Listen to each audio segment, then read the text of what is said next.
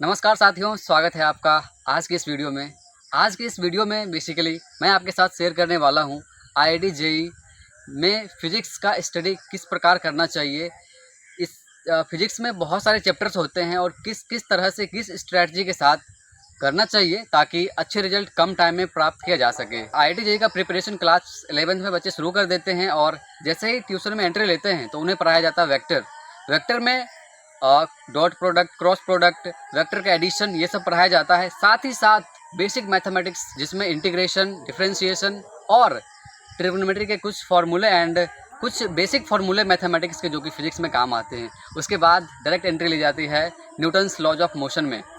And Newton's laws of motion में first law, second law, third law, उसके बाद string वाले प्रॉब्लम, स्प्रिंग वाले प्रॉब्लम और कुछ मिक्स प्रॉब्लम कराए जाते हैं, वेज कंस्ट्रेंट, स्ट्रिंग कंस्ट्रेंट।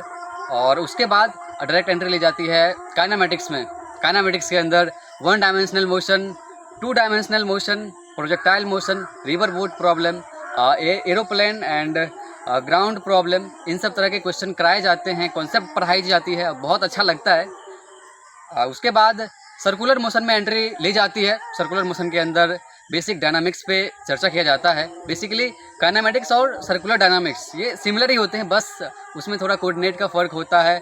उसमें जैसे डिस्प्लेसमेंट होता है ना, तो वहाँ एस बोलते हैं काइनेमेटिक्स में और सर्कुलर में उसको थीटा बोलते हैं, है ना। उसी तरह से ओमेगा होता है, अल्फ़ा होता है, इस तरह से ली जाती है। Centripetal force, centrifugal force, work energy and power, इससे भी क्वेश्चन आते हैं। और इसमें वर्क एनर्जी थ्योरम सबसे मोस्ट इम्पॉर्टेंट होता है और हर जगह इसके उपयोग आते हैं। क्लास 12th में हर एक चैप्टर में हर एक जगह आपको इस्तेमाल में आएंगे और आगे 11th में भी इसका उपयोग आता है। उसके बाद most important topic that is centre of mass, उसमें एंट्री की ली जाती है।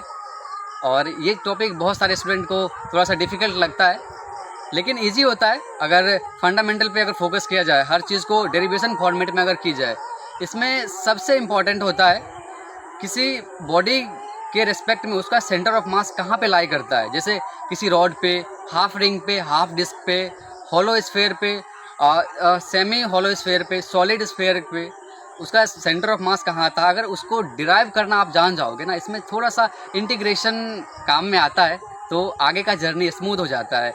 इसी में कोलिजन आपको देखने को मिलेंगे। सेंटर ऑफ मास के बाद रोटेशनल डायनामिक्स पढ़ाए जाते हैं और रोटेशनल डायनामिक्स भी स्टूडेंट को मुश्किल लगता है। इसमें एक जो बेसिक आइडिया होता है ना, मोमेंट ऑफ इनर्शिया निकालना, अगर आप उसका डेरिवेशन जान जाते हो, dm/r², एक फार्मूला करके आता है, इससे हर एक बॉडी का डेरिवेशन अगर आप जान जाते हो तो आपका जर्नी बहुत स्मूथ हो जाता है। आप बहुत आसानी टॉर्क =I α से पूरा सेंटर रोटेशन को ही फिनिश कर सकते हो। सिंपल हार्मोनिक मोशन ये भी इम्पोर्टेंट होता है। एंड इसमें बेसिकली टाइम पीरियड, रिंग की वजह से जो रिंग SHM करता है उसकी वजह से टाइम पीरियड निकालना। उसके बाद आता है वेव्स एंड साउंड। साउंड में मोस्ट इम्पॉर्टेंट जेईई मेन के लिए है वो है डॉपलर इफेक्ट। डॉपलर इफेक्ट से हर साल क्वेश्चन आते हैं। फ्लूइड मैकेनिक्स और थर्मोडायनामिक्स, उसके बाद ग्रेविटेशन पढ़ने के बाद समाप्त कर दिया जाता है क्लास 11th फिजिक्स को। उसके बाद क्लास 12th में एंट्री करते ही सबसे पहले स्टार्ट करना चाहिए इलेक्ट्रोस्टैट से।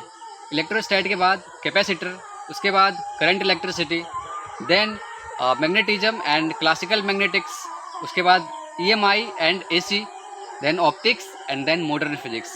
इस फॉर्मेट में अगर पढ़ा जाए तो हर एक चीज़ जो रिलेशन होता है ना एक चैप्टर का दूसरे चैप्टर से, वो वाली प्रॉब्लम नहीं आती है। और आगे आने वाली वीडियो में आपको हर एक चैप्टर का जो बेसिक शॉर्ट्स होते हैं वो देखने को मिलेगा इस चैनल के ऊपर। तो make sure please like and subscribe our channel for further update. Thanks for watching. Thank you so much.